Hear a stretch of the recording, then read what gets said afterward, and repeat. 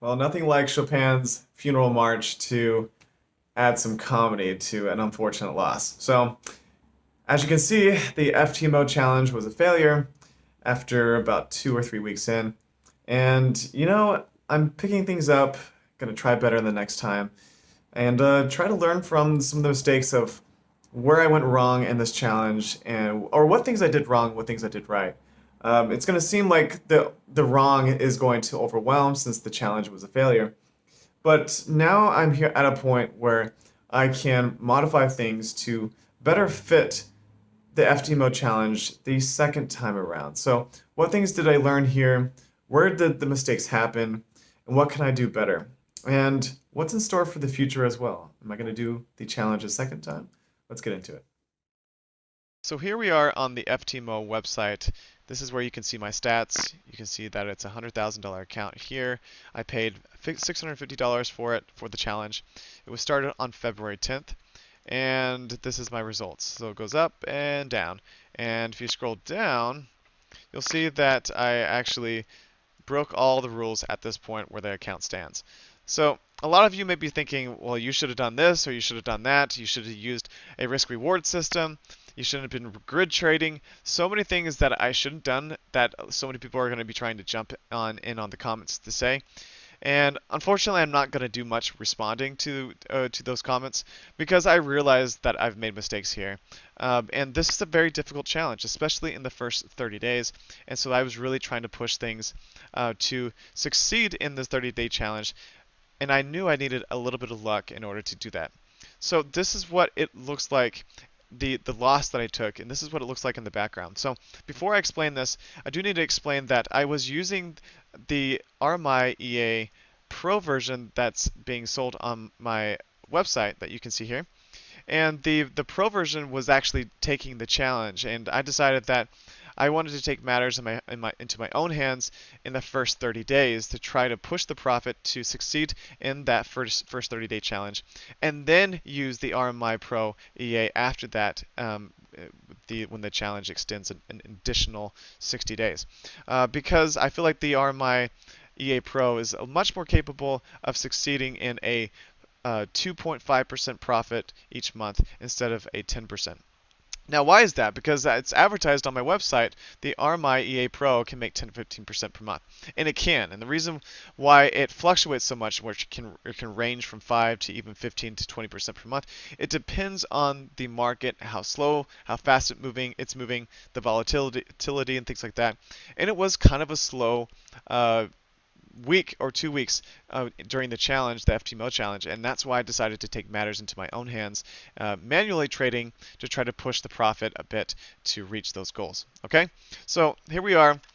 You can see all the trades that I took in here, and a little bit of profit here: $24, $52, $40, and then a loss of $4,652. So unfortunately, that's what this $100,000 account looks like at this point. This is just a screenshot of it. And zooming in a little bit, you can see what happened where I had order 1. So this is a grid trading technique. Order 3, 4, 5, 6. So 6 orders, and it ended up closing, and they all ended up closing out right here for a loss right before the bounce happened. So I was anticipating this bounce to happen. I was actually anticipating it to happen right in this area, and it obviously didn't, and it fell down further. So the Euro US dollar was in a massive trend for a long time on the downside, as you can see here, push down, push down. And so I didn't want to sell in this area when it was consolidating, because I had a feeling that it was going to start to move up, or it was more likely to move up at this point than move down further. And unfortunately, it had a little bit uh, left to go with the downtrend, as you can see in here. So there are areas that it would push down a little bit further before bouncing back up, and then eventually it started taking off. So I was just a little bit early with that prediction on this, and it caused a loss. And so, bad luck, a bit too tight, and then when it comes to the grid, definitely a bit too tight on the grid, and a little bit too much risk. Didn't give me a lot of room, and so having to take a loss was the key. And then, you know, failing the challenge overall. So I took a couple of extra trades on top of that right after I lost the 5%. Pretty risky trades in an attempt to try to make the losses back, and a little bit of profit on top of that. And you can see that they didn't turn out so well. There were £2 Canadian dollar trades that I took in anticipation for the pound Canadian dollar to jump and to bounce and to continue with the trend. And I was wrong on that prediction as well.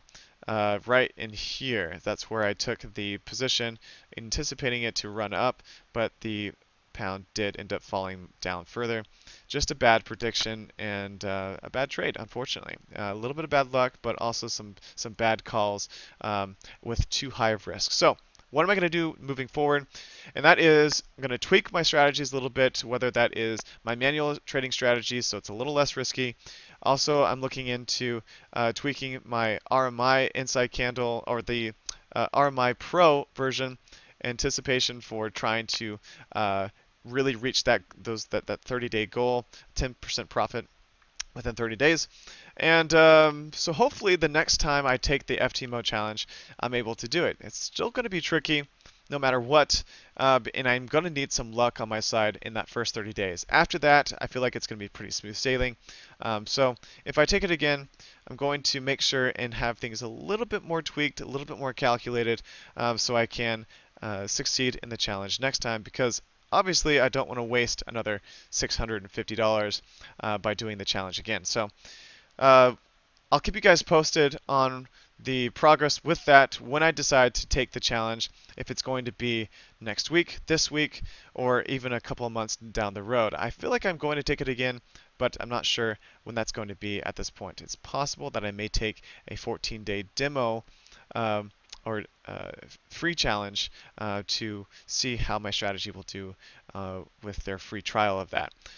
So I hope this series was fun for you guys to watch, even though it was only really 2 parts, because I have skipped from week 1 to basically week 3, where the challenge is over, and hopefully you learned some things from the FTMO challenge. And so far, working with FTMO, I think that they are pretty honest people.